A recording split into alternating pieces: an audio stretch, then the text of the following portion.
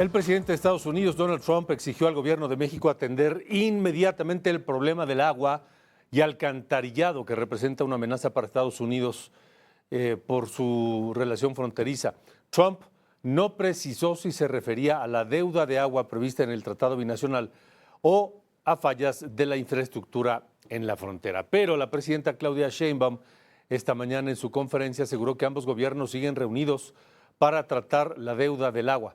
La presidenta dice que se hicieron propuestas y contrapropuestas que son analizadas. Y estamos buscando cumplir con el tratado sin afectar al consumo humano de agua principalmente y también pues con todos los gobernadores para poder tener un acuerdo y que no haya un conflicto entre nosotros frente a lo que se puede llegar a proponer al gobierno de los Estados Unidos. Yo confío en que vamos a llegar a un acuerdo. De todas maneras, ¿cómo tiene que actuar el gobierno de México? Pues cumpliendo con el tratado, pero en la defensa también de los intereses del pueblo de México y de la nación. Entonces, en ese marco, que es nuestro principio, siempre buscamos el mejor acuerdo posible con los Estados Unidos.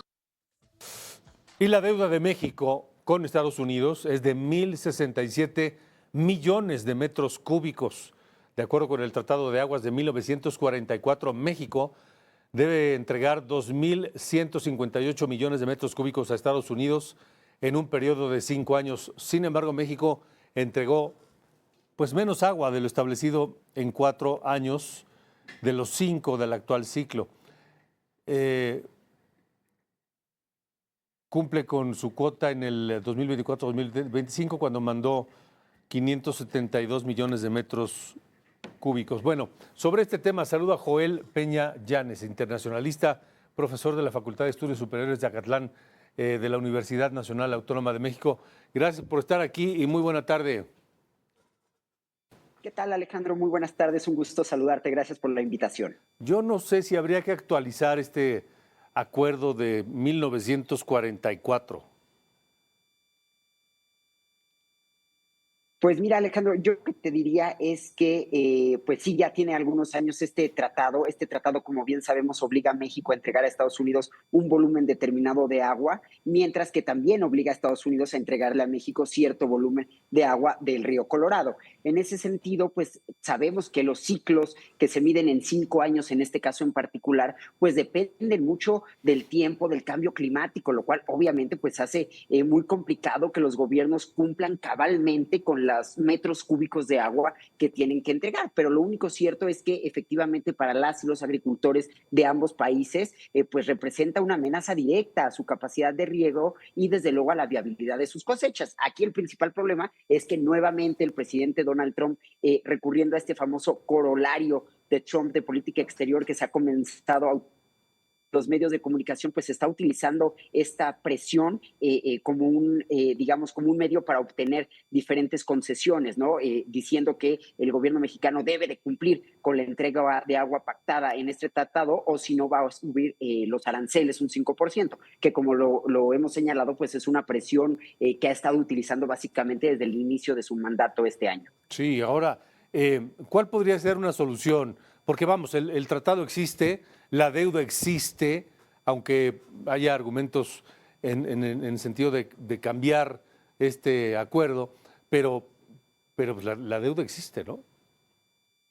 Por supuesto, digo, si nosotros nos apegamos a lo que dice la letra del tratado, efectivamente México cae en un incumplimiento porque no está entregando ni siquiera la mitad del agua que tendría que entregar. Por eso es que la presidenta Claudia Sheinbaum ha fijado una posición que combina, por un lado, voluntad de cumplimiento, obviamente con reservas técnicas y políticas. Ha reiterado que México está actuando conforme al tratado, que existe la disposición de enviar el agua a Estados Unidos, pero no de manera inmediata.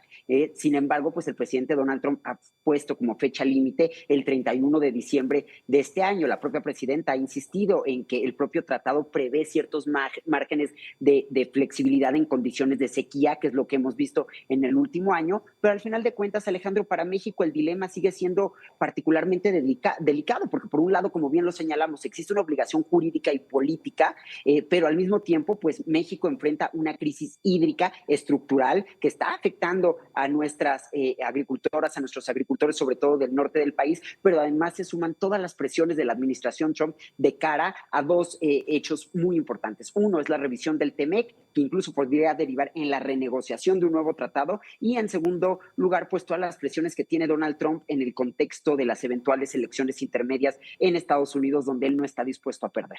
Sí, y estos temas pues son electoralmente redituables en Estados Unidos.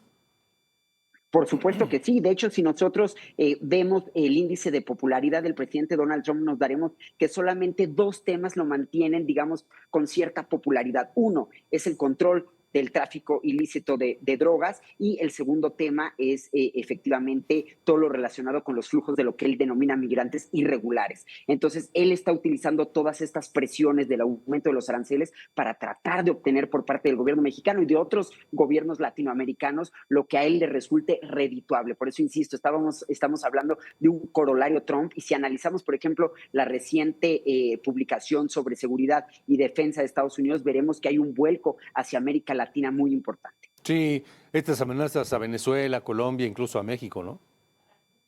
Por supuesto, de hecho no es fortuito que inicie con Venezuela, ha hecho amenazas graves contra el presidente Gustavo Petro en Colombia, y en ciertos momentos incluso ha hablado de la posibilidad de una injerencia militar en territorio mexicano para tratar de frenar a los cárteles de la droga, aunque sabemos que efectivamente detrás de todas estas intenciones pues hay una intención de mantener popularidad y de sobre todo, recordemos que en las elecciones intermedias del próximo año aproximadamente 39 gubernaturas van a estar en elecciones. Históricamente quien suele perder es el partido en el poder, en este caso en el Partido Republicano, como lo acabamos de ver en las últimas elecciones hace apenas algunas semanas. Entonces yo creo que efectivamente se trata de técnicas que está utilizando el presidente, sobre todo Alejandro, securitizando cualquier tema, es decir, cualquier tema que surge en la agenda, él lo pone bajo el pretexto de que amenaza a la seguridad interna y a la población estadounidense. Por eso es que básicamente está tomando cualquier acción unilateral, incluso violando el derecho internacional. Pues maestro Joel Peña Llanes, vamos a ver cómo resuelven este asunto del lado mexicano y si logran convencer a la administración Trump. Por lo pronto, muchas gracias. Al contrario, Alejandro, muy bonita tarde y un saludo a toda la audiencia. Igualmente, gracias.